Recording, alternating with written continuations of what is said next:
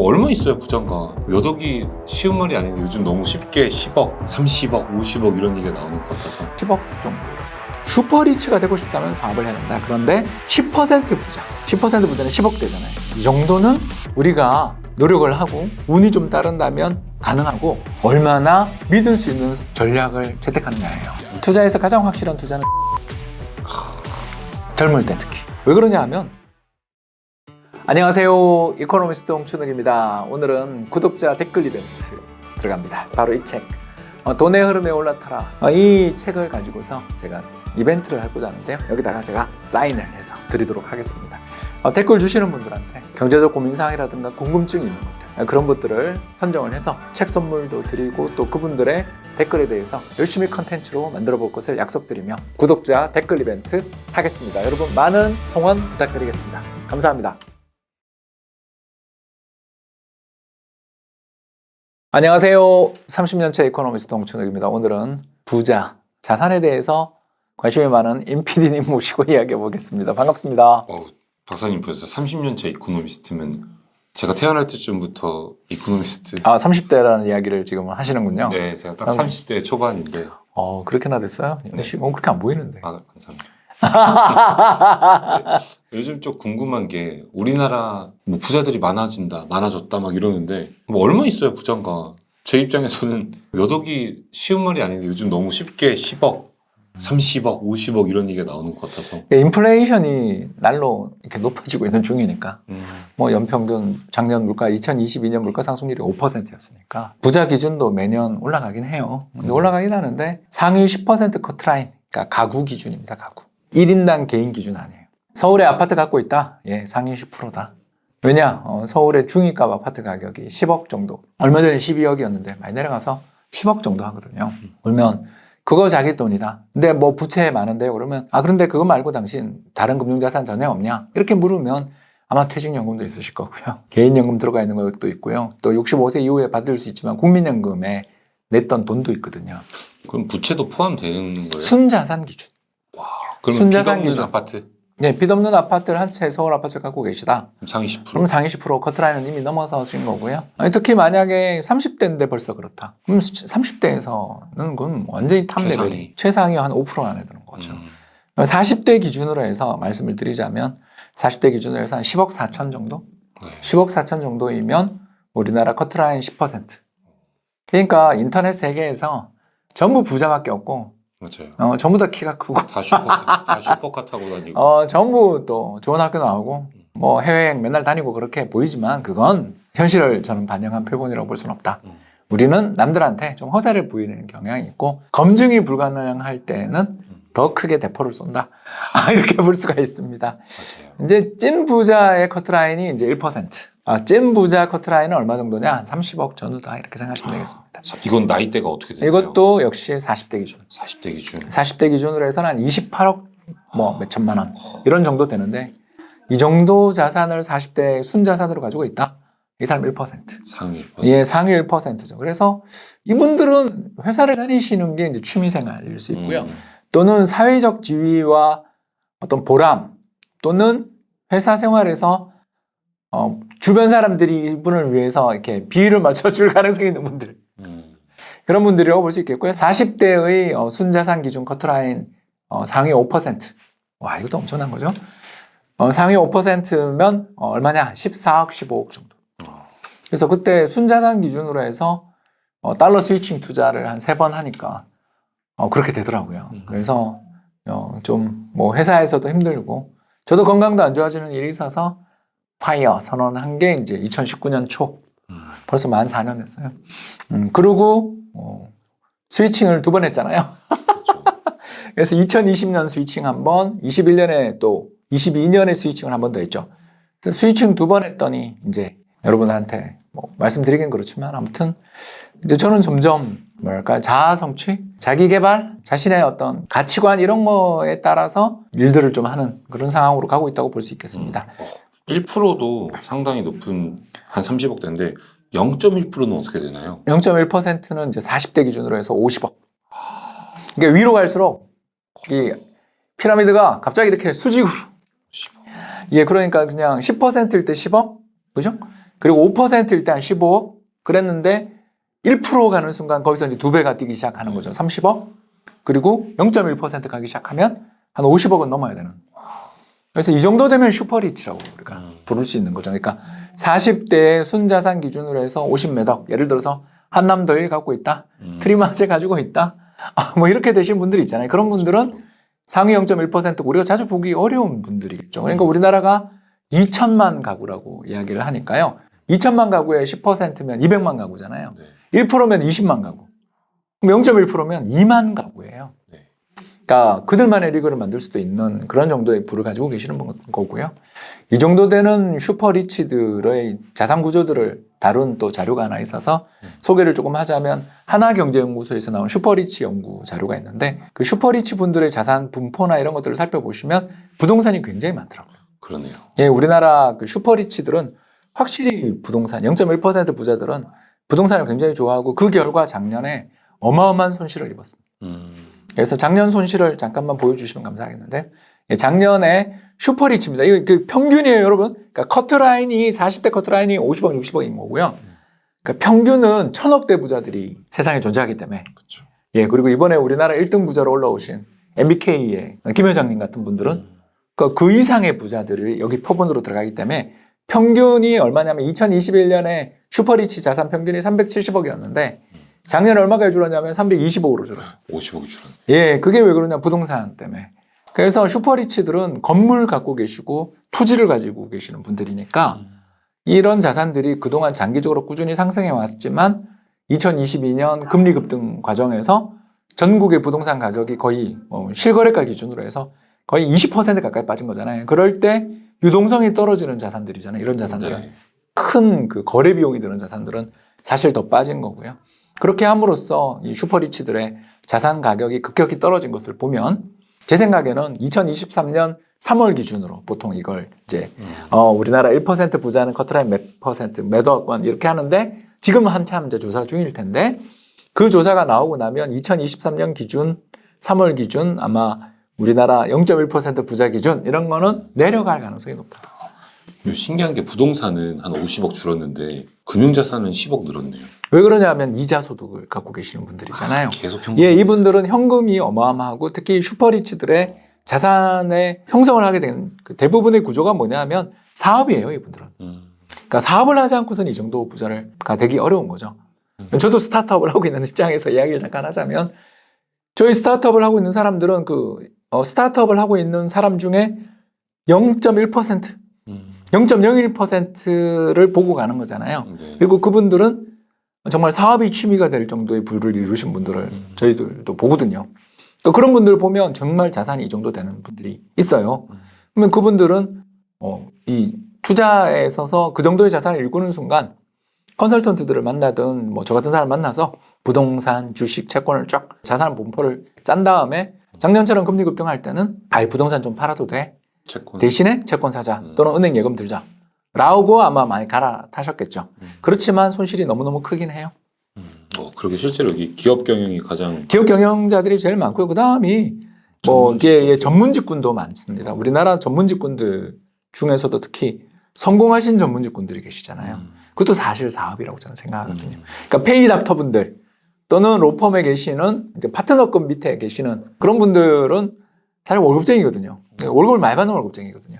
근데 이제 그러다가 파트너도 되고 독립도 하고 창업도 하시면 그때는 이제 사업이 되고 레버리지가 들어가니까 그 성과가 점점 달라지기 때문에 그것도 저는 사실 사업이고 그래서 우리나라에서 정말 슈퍼리치가 되고 싶다면 사업을 해야 된다. 그런데 그게 아닌 1% 부자. 1% 부자도 사실 25 후반이니까 어마어마한 돈이죠. 그렇지만 저는 그거는 우리가 노력을 하고 운이 좀 따른다면 가능하고 10% 부자. 10% 부자는 10억대잖아요. 이 정도는 이 목표에 공감하는 부부들은 가능할 수도 있다.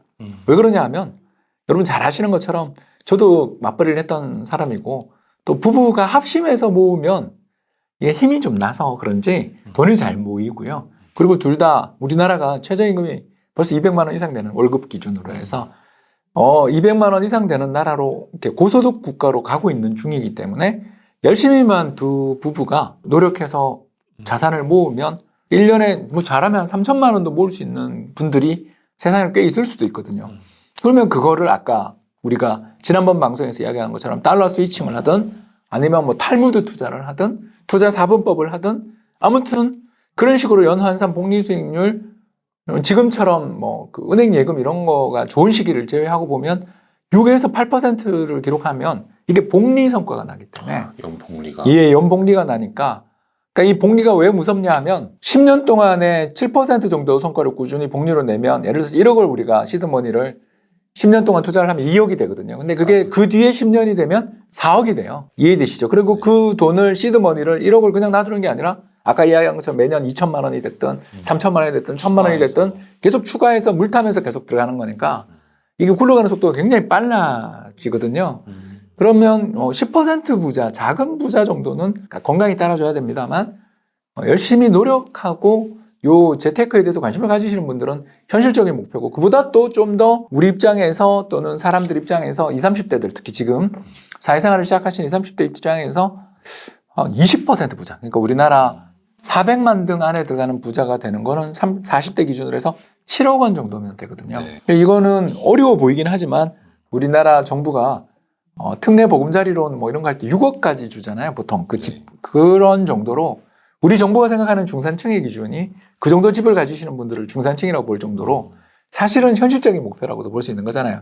여기다 자기 집 6억짜리 하나 가지고 있고 국민연금 들고 있으면 사실 7억이거든요. 네. 왜냐하면 미래에 받게 될 수 있는 국민연금의 현금 흐름이 크고 개인연금, 퇴직연금 자금만 관리하시면 사실 상위 20%의 인생이에요. 나쁘지 않죠. 근데 우리는 이제 항상 방송이나 이런 데서 슈퍼리치만 오늘도 제가 뭐 MBK 김 회장님 이야기를 했지만 세계에서도 등수 안에 드는 부자님들을 자꾸 우리는 쳐다보니까 힘들고 급하게 빨리 부자 되고 싶고 초조하고 또 화나고 그런 거잖아요. 근데 저는 우리의 현실을 조금만 알면 좋을 것 같고 참고로 쭉 우리 임PD님 내려서 50% 보여줄래요? 네, 순자산 기준으로 해서 50% 그러니까 우리나라 전체 가구 2천만 가구 중에서 1,000만 등이 자산 얼마냐면 2억에서 3억 정도 사이예요. 그러니까 2억대예요. 현실적으로. 제가 느끼는 거는 아까 처음에 10% 1% 얘기할 때는 그냥 솔직히 남의 얘기 관심도 없고 뭐 도달하기도 어려울 것 같긴 한데 오히려 지금 50% 2억 9천 뭐 40% 4억 30% 5억 이렇게 차근차근 올라가는 거 보니까 일단은 돈을 열심히 모아야겠다는 생각이 먼저 들고 그렇죠? 두 번째 이거 안전하게 투자해야겠다. 그렇습니다. 잃지 않고. 손실을 봐버리면 꺾여요. 근데 어떤 분한테 제가 추천을 해드렸어요. 예를 들어서 작년에 뭐 이거 지금 채권이 매력있다. 금리가 너무 높아서. 근데 그분이 지난해 가을에 겨울에 이제 제가 그분을 뵀는데 팔았다는 거예요. 왜? 레고랜드 사태 때 가격이 빠지니까 그 채권 가격이 빠졌잖아요. 레고랜드 사태 때. 팔아버린 거예요. 그러면서 그 재미도 없는 걸 그런 걸 추천하냐. 그렇게 이야기하시는 거예요.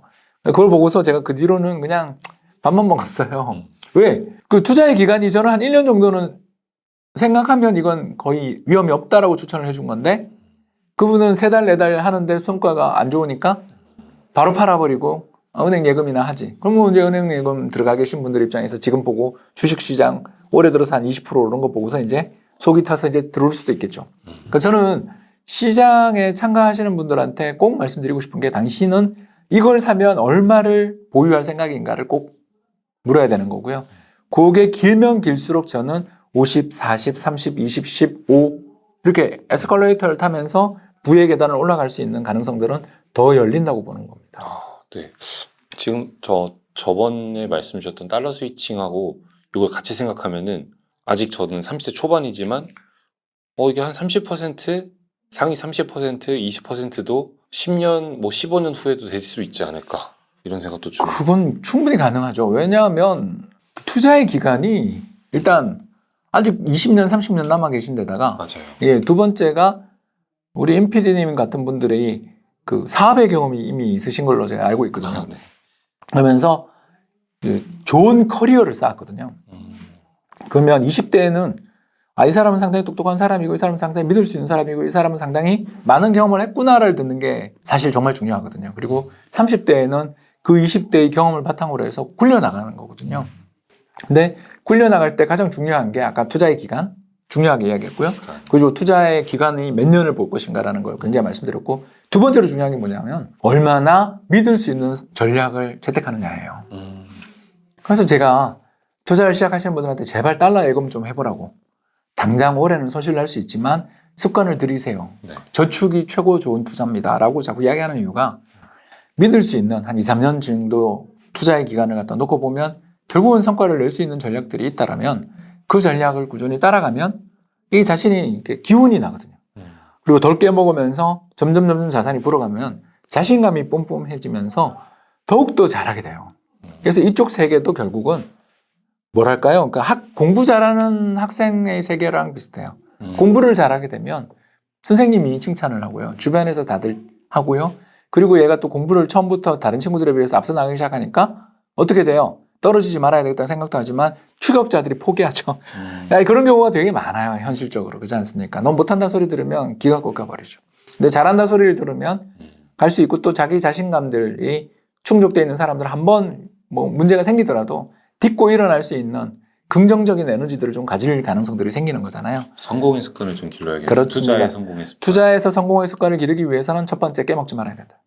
자꾸 자주 깨먹으면 다 꺾여요. 그러니까 손실 리스크가 그렇게 없는 전략들. 상대적으로 저희들이 이제 맥시멈 드로우다운이라고 하는데 최대 손실률들이 제약되는 자산 전략들을 가져야 되고, 두 번째 한 번은 하면 제발 2년은 좀 하자. 최소 1년이라도 좀 이 전략이 통용되는지 지켜볼 수 있는. 그리고 세 번째, 현실적인 목표를 좀 하자. 올해 더블 이런 소리 하고 있으면 가능할 수도 있어요. 저도 그런 해에 있었어요. 진짜 제가 가지고 있는 자산이 한 해 더블 난 해에 있어요.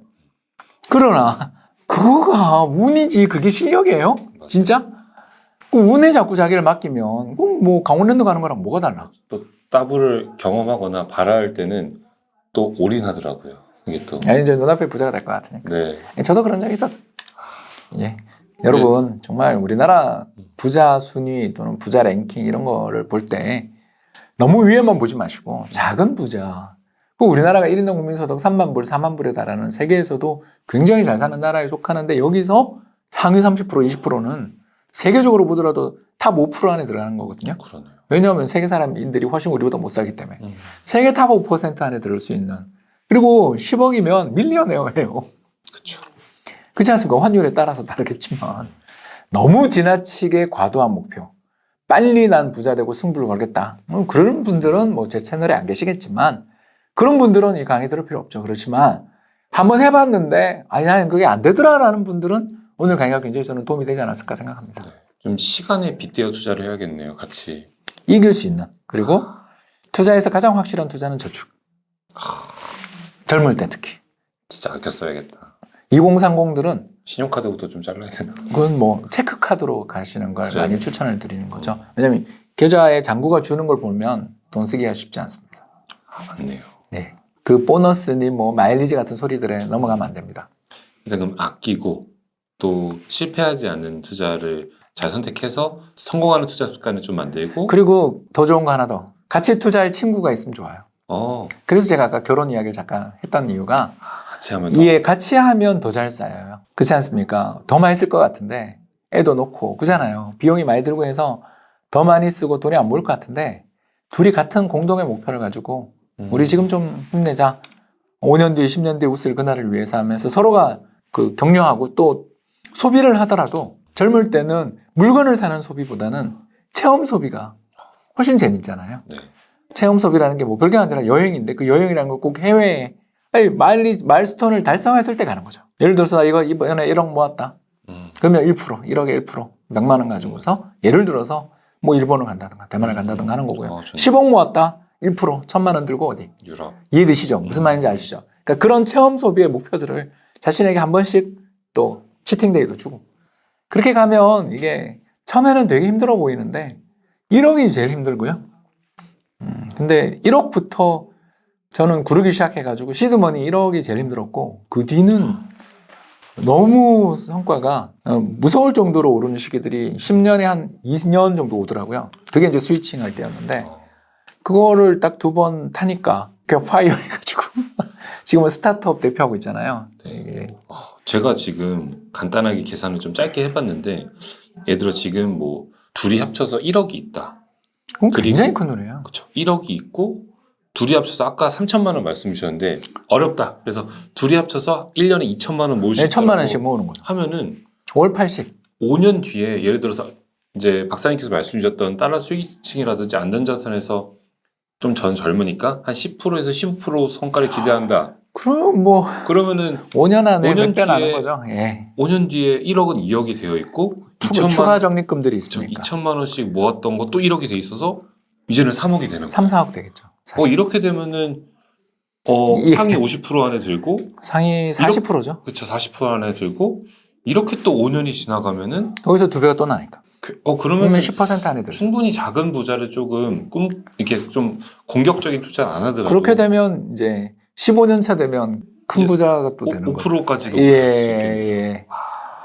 그래서 이게 제가 그때 이제 파이어 했던 음. 레벨이었는데 제가 뭔가 30억을 생각하고 투자 계획을 세웠을 때는 야 이거 지금 뭐 단타 치고 이래야 될 것 같은데 그 생각 없이 계획을 일단 세워보니까 4억이죠. 40%. 난 그래도 중위 우리나라의 네. 평균 그거보다. 근데 또 여러분들 이게 다 결혼한 지 몇십 년 되신 분들 기준이잖아요. 그렇죠. 그냥 30대 초반 기준으로 보면 이보다 훨씬 더 내려가니까. 음, 또 여기에는 상속이 있잖아요. 음, 근데 우리는 아직 상속 안 받은 상태에서 계산하는 거니까 음.